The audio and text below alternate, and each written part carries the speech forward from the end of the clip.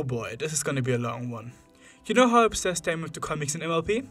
And today, I made it my mission to rank the 15 best storylines in my opinion. I am only talking about the ones from the main Friendship is Magic series.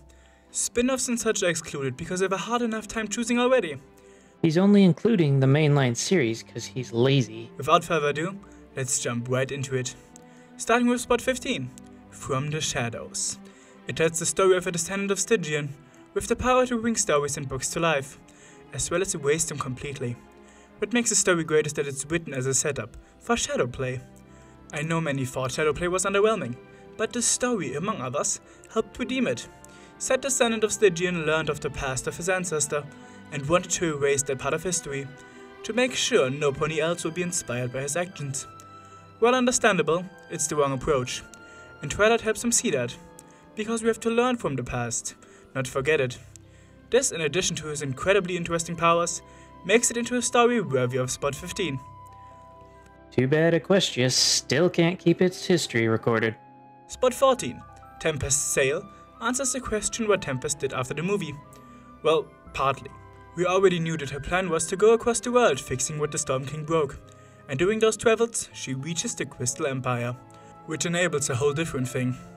We learn about her past, go more into detail about her encounter with the Ursa Major, and see her make up with one of her old friends from back then. It gives her a deeper character than before, as well as some needed trauma resolution. We see her basically having a panic attack when encountering an Ursa again, but we also see her open up when making up with her friend Glitter Drops. I always wanted more Tempest, and this, as well as another storyline, give that. You know, this comic is nice and all, but it would have been better served in the actual movie. The restriction of having a celebrity voice actor doesn't apply in the comics. Tempest and the deeper exploration of her character made it achieve spot 14. Zen and the Art of Gazebo Repair has made it to spot 13. It's a different kind of story. Less adventurous, more slice of life. It follows Big Mac across a festival on a quest for nails, facing many obstacles in the process. It's a great insight into Big Mac, and there are a lot of fun interactions. What makes this story for me is the inclusion of a lot of love interests for Big Mac, with genuinely hilarious delusions of the meeting the stud. He isn't even pursuing any of these, he doesn't even seem to be aware, but the mares still fall in love, and imagine entire lives with him. Those ponies are T-Love, a tea house owner from Canterlot, Fleetfoot, one of the Wonderbolts, and the main player, Princess Luna. Yes, you heard me right. She gives him a full-on kiss on the cheek after spending a fun day with him at the festival. We saw her around Ponyville all day, wearing funny shirts, and she definitely appreciated the company. And that resulted into this story reaching spot 13. Ah yes, the reason why Big Mac is shipped with Luna.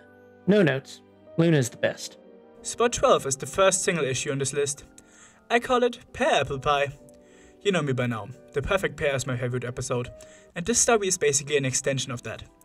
Applejack wants to recreate their mom's apple pie recipe, but is missing a key ingredient. Their journey leads them all over Ponyville, trying everything to make the pie as good as their mom's. Of course with Pinky's help. As in the episode, they meet ponies who tell them about their parents, but none of them can tell what the actual secret ingredient is. That ingredient was only described as love on the recipe. It really takes AJ the whole issue to figure out, but she eventually realizes that said love is a single pear added to the pie. My bias towards pear butter and bright Mac, and my love of the Apple family earned this comic spot number 12. I have nothing for this one since I haven't actually read it myself. It's a hard sell too since it's difficult to top perfection. Back to a whole different kind of comic once again.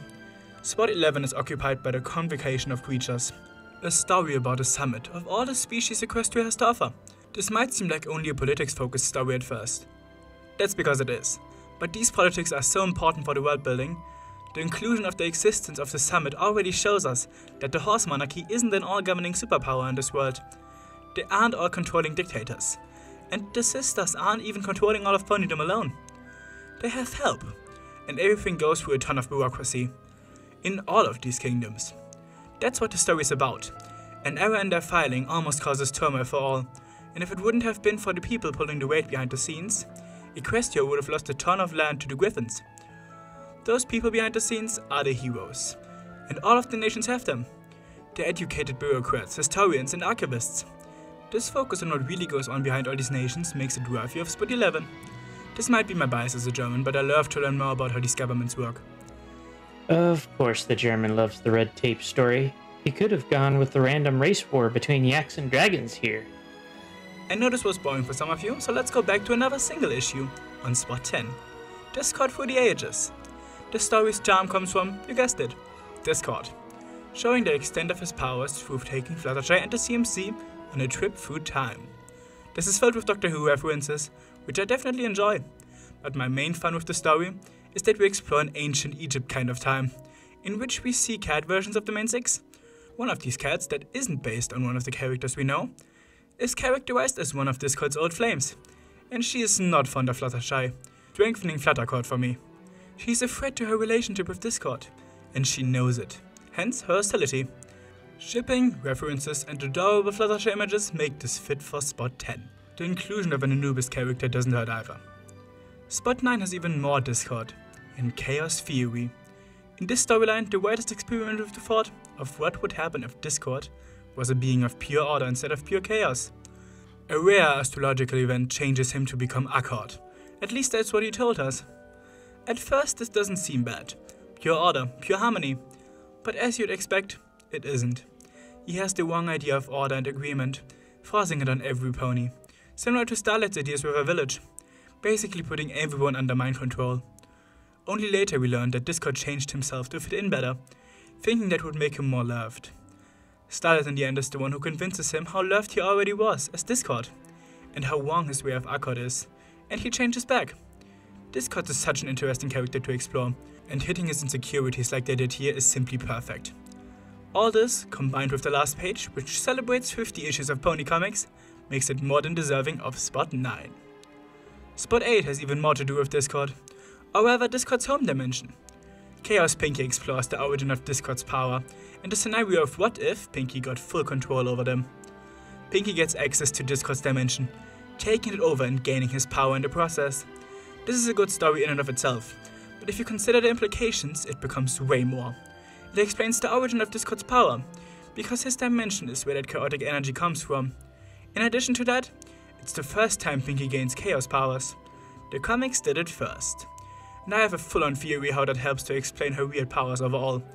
This comic's potential as theory fuel makes spot 8 very fitting.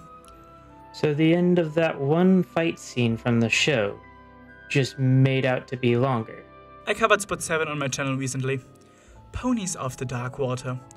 It's the story of what if the main six turned evil. Some magically corrupted water turns everyone who comes in contact with it, amplifying their good values to become bad. Twilight is the smartest there is and uses it for evil.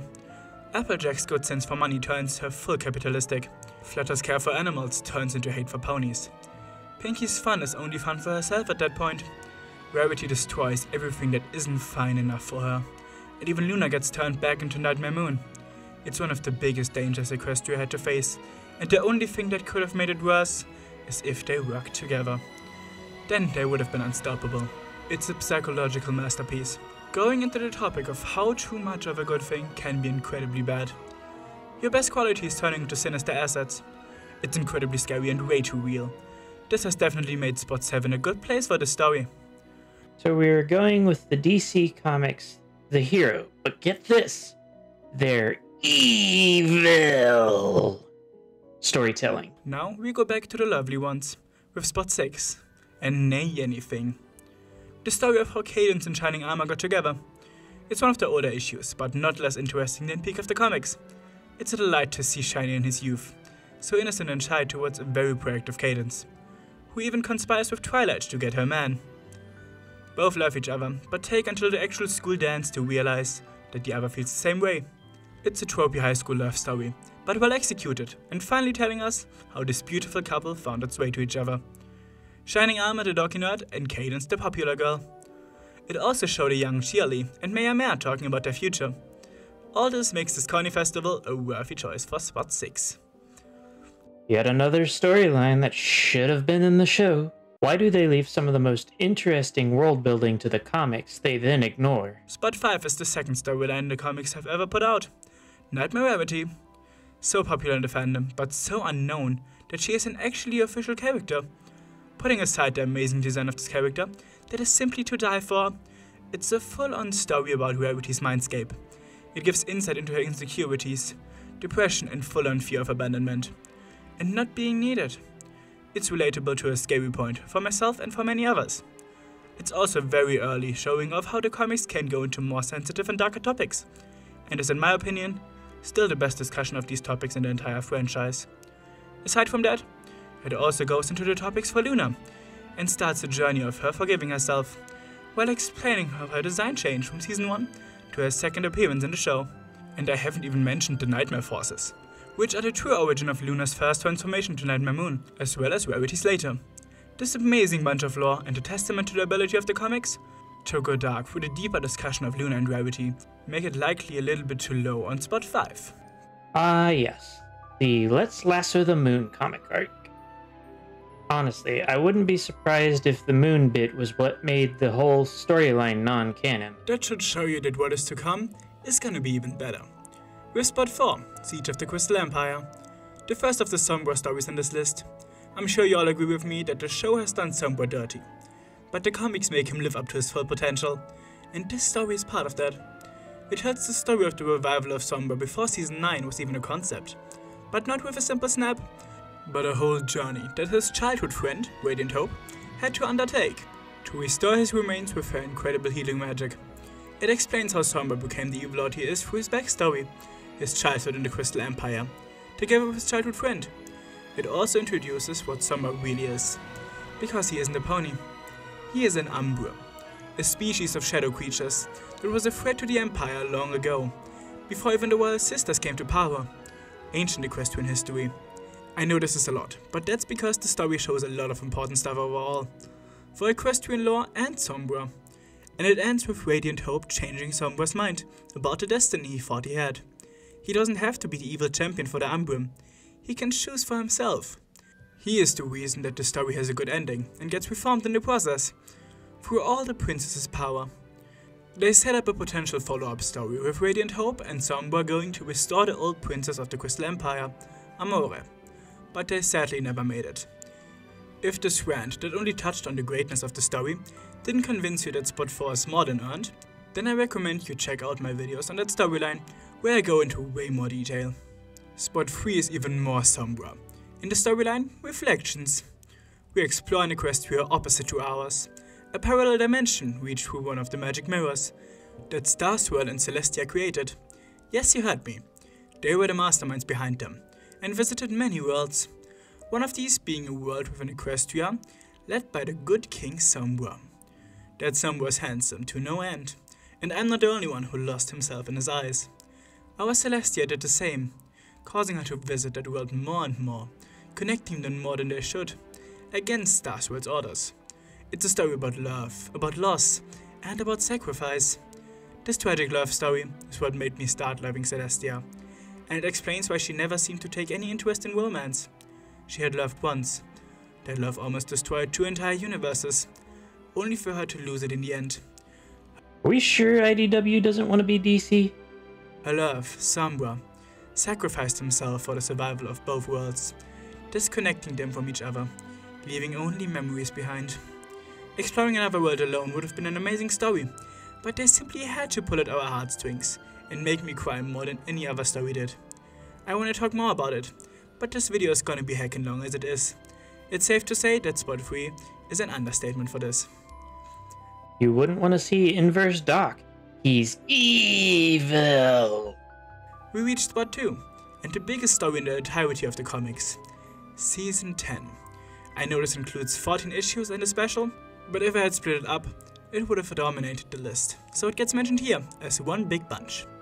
In this Season 10, we go past the Equestria we knew, exploring other kingdoms, like Onithia, Caninia, Abyssinia, the zebra homeland of Harazi, and more. It's the biggest expansion on MLP lore we ever got. The story follows the discovery of multiple other trees of harmony, each representing another relationship. Besides friendship, we have things like family and love.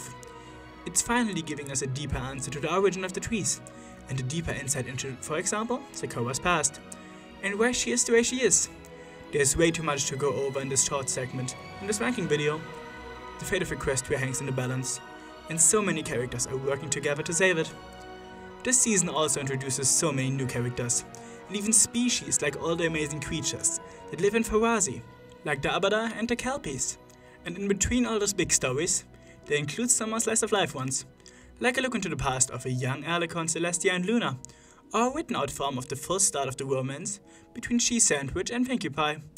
Expanding on old characters, introducing many creative new ones, enlarging the world the ponies live in to a never before seen extent, and all that while bombarding us with lore about the ancient past. I need to mention the antagonists too, the Knights of Harmony, the supposed protectors of all trees and elements, and those need to be taught the magic of friendship. It's a cut above the rest in every standpoint, even if the storytelling is heavily criticized. I couldn't put it any lower than spot 2. For real, this comic had so much potential only to get chopped short. I believe that if allowed to have run to its natural conclusion, then everyone would have had it at their number 1. Before I go into the, in my opinion, most deserving storyline, let me give a few honorable mentions that almost made the list, but not quite. Night of the Living Apples, where the title speaks for itself, also bad ponies. Rings over Yakistan, which tells the story of the almost war between the Yaks and the Dragons, based on an ancient misunderstanding, and Pinkie Pie. The Return of Queen Chrysalis, which is an incredible opening to the comics, and shows what the comics can do with Chrysalis murking a critter in front of the CMC. And The Root of the Problem, that introduces the inner workings of the Everfree Forest and its inhabitants, the deer. You have waited long enough. Spot 1 is the story most of you probably already expected. Cosmos. Really? The ex-girlfriend line? What about Nightmare Nights? Or Fiendship is Magic? I don't care about your damn rules. They were better. Discord's crazy ex-girlfriend. Yes, another Discord story made it onto the top. But for good reason. Cosmos is another Draconicus, another member of Discord's species, and she is the main antagonist and arguably the strongest character we ever saw. Discord is the personified form of chaos, but Cosmos is even worse. She is malice personified. You know how Discord is just doing his stuff for fun? She is doing it for actual destruction. This gives her power. Discord never used the full extent of his powers because of this intention, but she does, which makes her infinitely more dangerous, and the only character that actually uses their multiversal scale abilities to the fullest. Even back when she first appeared, she was only able to be banished with Discord, the Elements of Harmony, and all species leaders that were present working together. But as you know, in MLP, banishment forever is not a thing. So she of course returns, to be a threat once again in modern Equestria. The stakes are higher than ever before, because if our heroes aren't able to stop her, she will wreak havoc across all of Equestria. And she really almost does, taking over the mind of the strongest ponies she can find in the process to amass even more for herself.